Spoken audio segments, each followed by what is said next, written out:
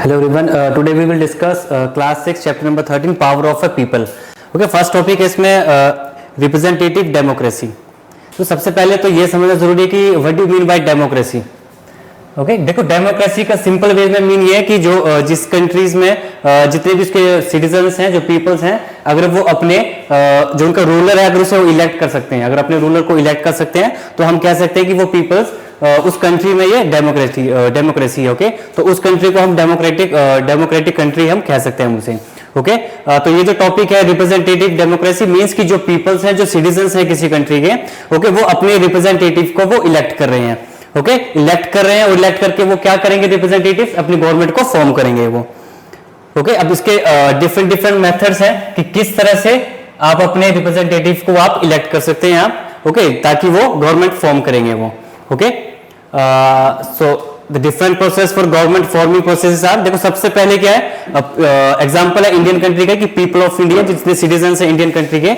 Okay, सबसे पहले इसमें सबसे फर्स्ट में ये आएगा कि सिर्फ वो सिटीजन वोट कर सकते हैं जिनकी एज 18 ईयर्स होगी और उससे अबव होगी।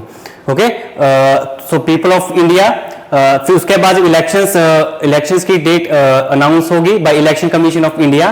फिर political parties are form representing various groups of peoples, तो डिफरेंट पार्टीज होंगी, वो अपने अपने जो उनके लीडर्स होंगे उन्हें अपॉइंट करेंगे कि वो इलेक्शन को कॉन्टेस्ट करें। फिर इलेक्शंस होंगे, इलेक्शन के बाद आप अपने लीडर्स को इलेक्ट करेंगे और जो लीडर्स इलेक्ट होंगे वो गवर्नमेंट को फॉर्म करेंगे वो।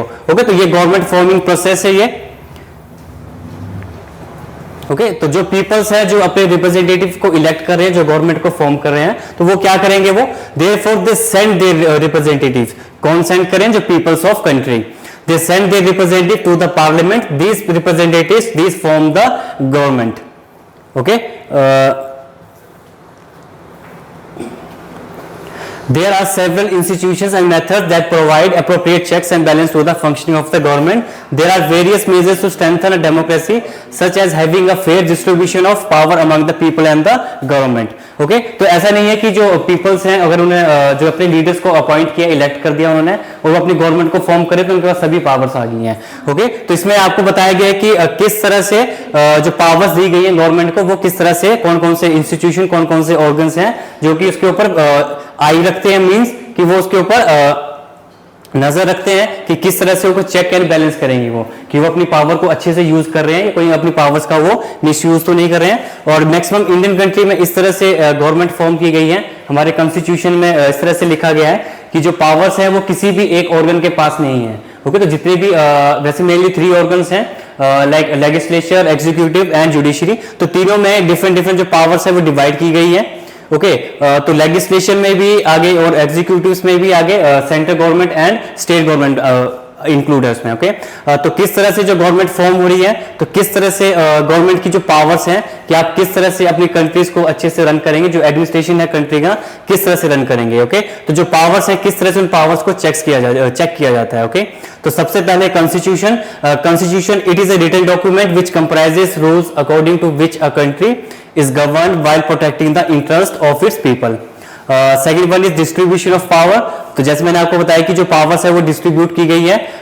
So power is distributed at 3 levels of government. First is central government, state government and local government. देखो लोकल गवर्नमेंट का मीन्स है कि जो आप पंचायत है आपके विलेजेस में, okay, panchayat and also municipal corporations, multiple political parties that wins an election forms the government and other parties keep a check on the work of the government. तो जो डिफरेंट पॉलिटिकल पार्टीज हैं किसी भी democratic country में, जो different political parties होती हैं जो इलेक्शंस में कंटेस्ट करती हैं, डिफरेंट लीडर्स अपॉइंट होते हैं।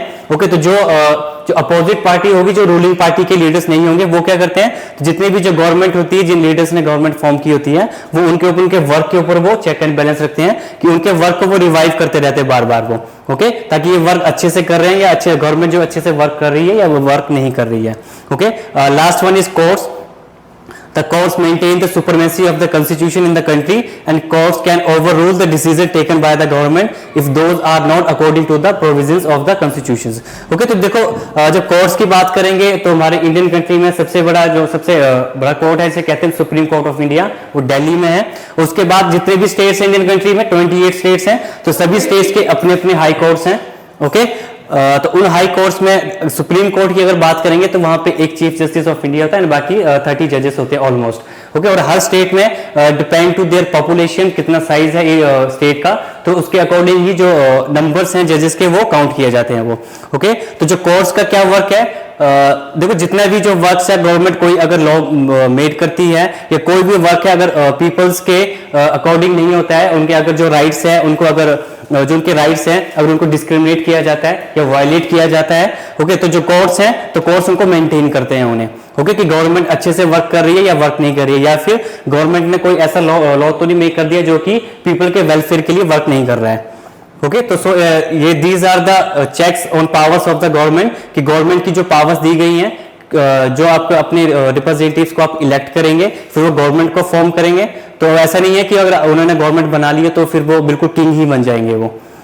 ओके, तो सभी के ऊपर चेक एंड बैलेंस होते हैं ताकि कोई भी एज अ किंग रूल ना करे। ओके, अब देखते हैं next topic is participation of people in the democracy. Okay, कि पीपल्स जो है किस तरह से डेमोक्रेसी में वो पार्टिसिपेट करते हैं सभी पीपल्स। तो सबसे पहले वो करेंगे थ्रू इलेक्शंस, कि जब इलेक्शंस की डेट नॉमिनेट होगी तो जितने भी पीपल्स होंगे, सिटीजन्स होंगे किसी कंट्री के, वो इलेक्शन में पार्टिसिपेट करेंगे और सभी वोट करेंगे। ओके, तो थ्रू इलेक्शंस में ऐसा भी है कि जो वोट करेंगे वो भी आ सकते हैं और साथ ही साथ में जो लीडर्स हैं जो कि इलेक्शन को कॉन्टेस्ट कर रहे हैं वो भी इसमें इंक्लूड हो सकते हैं। Okay, through protest, rallies, dharnas and strikes, अगर जो पीपल्स हैं, अगर किसी गवर्नमेंट ने अगर कोई लॉ अच्छा नहीं बनाया या पीपल्स के वेलफेयर के लिए नहीं है अगर वो, ओके, तो पीपल्स जो वो प्रोटेस्ट कर सकते हैं, रैलीज कर सकते हैं, धरनास एंड स्ट्राइक्स। ओके, ये पार्टिसिपेशन हो रही कि पीपल्स जो कोई भी अगर डेमोक्रेटिक कंट्री है, कोई गवर्नमेंट है, तो वहां पे पीपल्स किस तरह से पार्टिसिपेट कर रहे हैं। Okay, voicing their opinion through the media, अगर किसी को कोई दिक्कत कोई परेशानी है तो मीडिया के जरिए अपनी बात वो रख सकता है वो। ओके, जो कि हमें फंडामेंटल राइट भी दिए गए एज पर आवर कॉन्स्टिट्यूशन, जिसे हम कहते हैं right to freedom of speech and expression. Okay, तो आप मीडिया में जाके आप अपनी वॉइस रख सकते हैं कि हमारे साथ इस तरह से कोई भी चीज हैपन हो रही है। ओके, उसके बाद नेक्स्ट है इलेक्शंस। तो देखो इलेक्शन सिर्फ उसी कंट्री में होंगे जो कि फुली उस कंट्री में अगर डेमोक्रेटिक गवर्नमेंट होगी, या फिर उस कंट्री को अगर हम डेमोक्रेटिक कंट्री कहेंगे हम। ओके, तो डेमोक्रेटिक का मीन्स है कि आप अपने लीडर्स को अपॉइंट करते हैं बाय मीन्स ऑफ इलेक्शन से या फिर बाय मीन्स ऑफ वोटिंग से। ओके, वोटिंग के मैंने आपको बताया पहले कि वोटिंग की जो एज है, जो सिटीजन है वो 18 ईयर्स कंप्लीट होनी चाहिए और above. Okay, so all democratically elected governments across the world are elected for a certain period.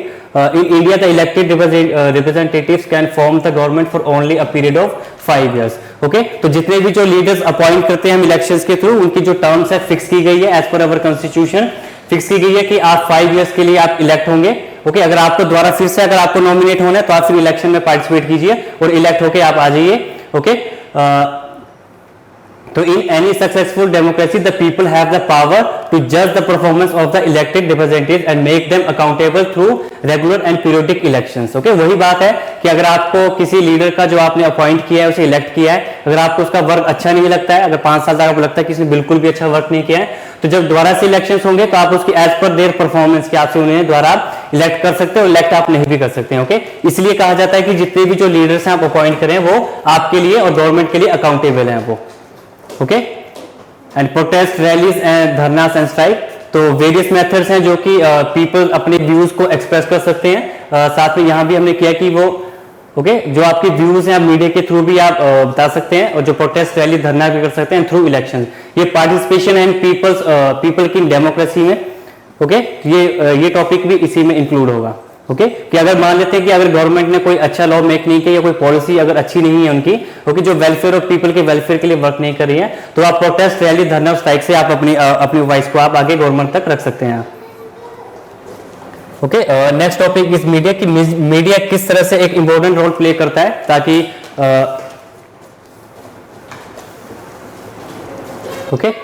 So media, सबसे पहले देखेंगे importance of media. Okay, the media is important in many ways.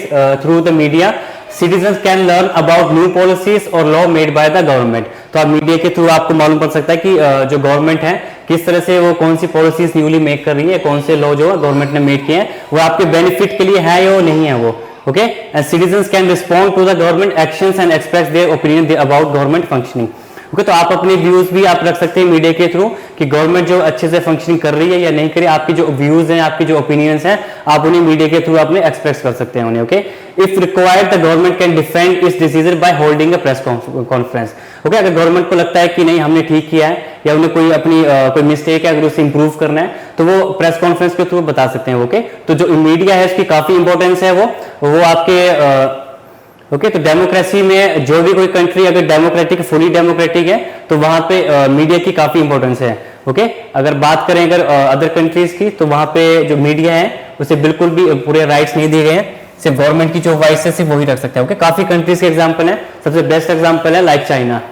Okay, तो जो media है वो पूरे government के under control में, जो गवर्नमेंट कहती है कि आपको ये बात पीपल्स तक पहुंचानी तो सिर्फ वही वो आगे बात पहुंचाते हैं।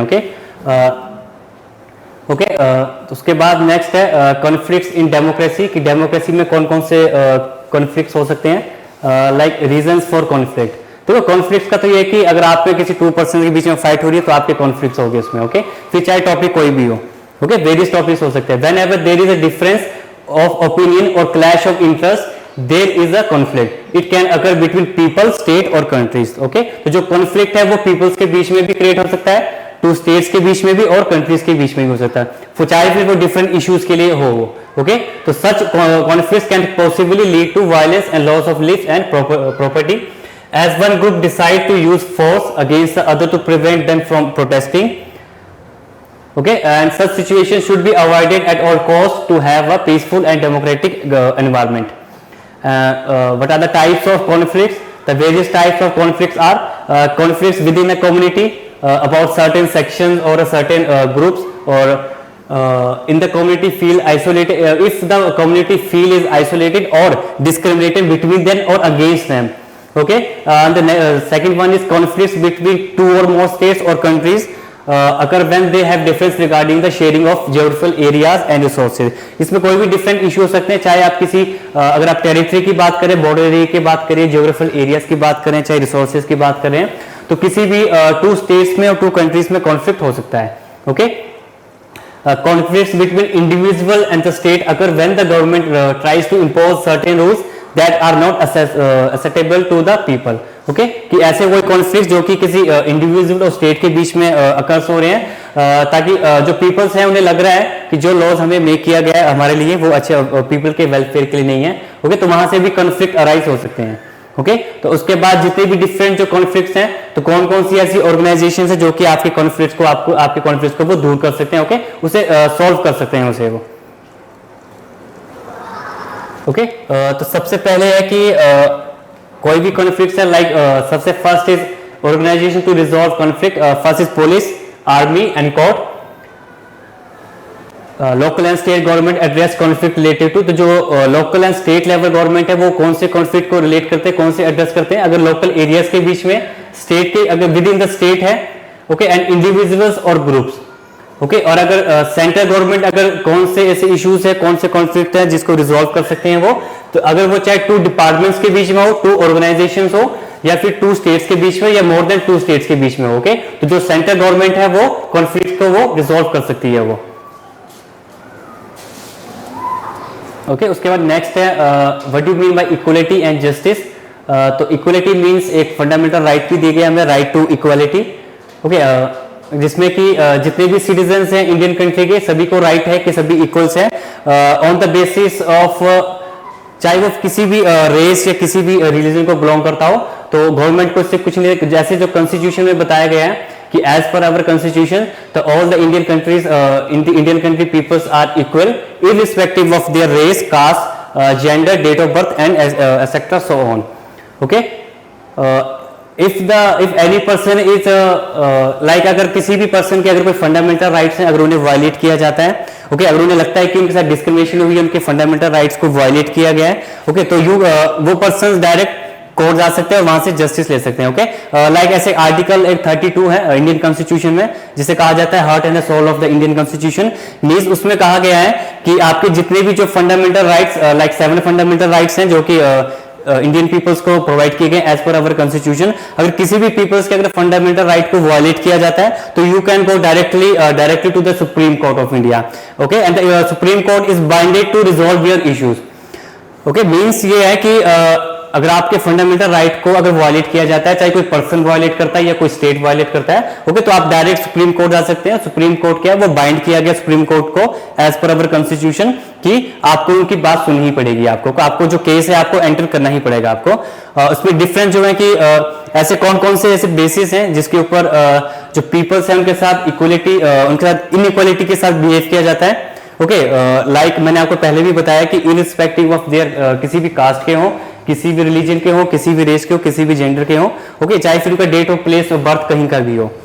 ओके, तो इसकी जो शुरुआत होती है इक्वलिटी की कहां से शुरुआत होती है, जो कि okay, the British thought themselves to be superior on the basis of their white skin and discriminated against the natives, okay, who had dark skin. तो ये जो इनक्वालिटी थी, जो डिस्क्रिमिनेशन था on the basis of their race, तो ये जब British आए थे वहीं से स्टार्ट हुआ था। ओके, ऐसा नहीं कह सकते कि जब ब्रिटिश आए तभी एकदम से स्टार्ट हो गया। ओके, जब मुगल्स थे या उससे पहले थे, उस टाइम भी जो इंडियन सोसाइटी थी काफी डिफरेंट वर्न्स में डिवाइडेड थी, तो वहां पे भी पीपल्स के साथ डिस्क्रिमिनेशन होती थी। ओके, ओके, तो काफी सारी ऑर्गेनाइजेशन थी, काफी सारी कंट्रीज में काफी सारे लीडर्स थे जिन्होंने की जो डिस्क्रिमिनेशन थी उनको काफी हद तक उन्होंने दूर किया उन्होंने। तो like the leader of the south African जो नेटिव पीपल नेल्सन मंडेला, तो इन्होंने काफी लॉन्ग बैटल फाइट की थी इन्होंने अगेंस्ट बिटवीन किससे, इन्होंने एक मूवमेंट चलाया था, इस मूवमेंट का नाम था अपार्थाइड मूवमेंट। ओके, तो इसमें क्या था कि इसमें जो रेशियल डिस्क्रिमिनेशन हुई थी इसमें, okay, blacks and white peoples के बीच में। Okay, finally in 1994 South Africa become a democratic country in which equality was provided to people of all races. Okay, अब देखते हैं कि ऐसे कौन कौन से प्रोविजंस हैं जो कि गवर्नमेंट ने प्रोवाइड किए गए अगर पीपल्स के बीच में अगर इनइक्वालिटी अराइज होती है। ओके, तो गवर्नमेंट ने कौन कौन से प्रोविजन किए गए, तो गवर्नमेंट ने काफी सारे ऐसे लॉज बनाए गए हैं अगर आप पीपल को डिस्क्रिमिनेट करते हैं, उनके फंडामेंटल राइट को वायलेट करते हैं, तो आपके ऊपर तो काफी सारे लॉज बने। ओके, तो there are laws against any kind of discrimination, laws prescribe punishment for people who practice untouchability, the scheduled tribes and scheduled caste people are given special provision in government jobs and education institutions so that they come up at par with other section of the society. Okay, and also some privileges also is given by the government to economically and socially backward sections. The government has taken steps to provide special support and give special provision for girls and women. This is important to protect them against the gender basis prevalent in the society. Okay, देखो main बात वही है focus पे कि जो inequality कौन कौन से बेसिस पे अराइज होती है। ओके, तो इनइक्वालिटी अराइज होती है तो डिस्क्रिमिनेशन होती है, वो होती है मैक्सिमम कास्ट के बेसिस पे या रिलीजन के बेस पे या जेंडर के बेस पे। ओके, या फिर हम रेशियल डिस्क्रिमिनेशन भी कह सकते हैं। ओके, तो गवर्नमेंट ने काफी सारे ऐसे प्रोविजन किए गए, काफी लॉज में किए गए। अगर कोई पर्सन ऐसा पाया जाता है कि जो पीपल्स को डिस्क्रिमिनेट कर रहा है, उनके फंडामेंटल राइट को वायलेट कर रहा है, तो वो उन्हें काफी अच्छी खासी उन्हें सजा हो सकती है उन्हें। ओके, ओके, तो so this all about the power of the people, कि पीपल के पास कौन कौन सी पावर्स हैं, किस तरह से अपने लीडर्स को वो इलेक्ट कर सकते हैं और कॉन्स्टिट्यूशन है उन्हें क्या क्या पावर दी गई है। ओके, इसमें मेन फोकस था इसमें कि देखो जितनी भी जो पावर्स ऑफ पीपल है ये उन्हीं कंट्रीज में जहां पे fully phrase democratic government establish की गई है। ओके, तो डेमोक्रेटिक गवर्नमेंट मींस कि आप अपने लीडर्स को इलेक्ट कर सकते हैं बाय मींस ऑफ वोटिंग से या बाय मींस ऑफ इलेक्शन से। ओके, तो आपको मैंने ये बता दिया कि डेमोक्रेसी है कि जो पीपल्स हैं किसी कंट्री के वो अपने रिप्रेजेंटेटिव को इलेक्ट कर सकते हैं। ओके, तो हम कहेंगे कि उस कंट्री में डेमोक्रेसी है।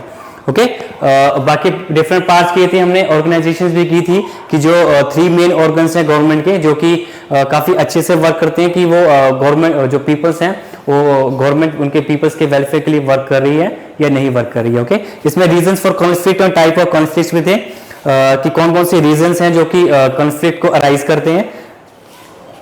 ओके, अगर देखो अगर कॉन्फ्लिक्ट अगर अराइज होते हैं तो इससे may lead to violence and loss of lives and property. Okay, तो इसमें काफी सारे नुकसान हो सकता है। इसमें मीडिया भी डिस्कस किया था हमने अबाउट इंपॉर्टेंस ऑफ मीडिया और आप किस तरह से अपनी बात पीपल्स तक पहुंचा सकते हैं अगर आपकी कंट्री में अगर डेमोक्रेसी एस्टैब्लिश है अच्छे से। ओके, लाइक इंडिया कंट्री में अच्छे से डेमोक्रेसी एस्टैब्लिश है और वर्ल्ड में सबसे बेस्ट एग्जांपल दिया जाता है इंडियन कंट्री के लिए कि यहाँ पे fully fledge democratic government establish की गई है। ओके, तो जितने भी पीपल्स हैं वो अपनी बात को बाय मीडिया या बाय प्रोटेस्ट या रैली से धरना से वो जाहिर कर सकते हैं। ओके, तो आज के लिए हम इतना ही करेंगे। Okay, thank you.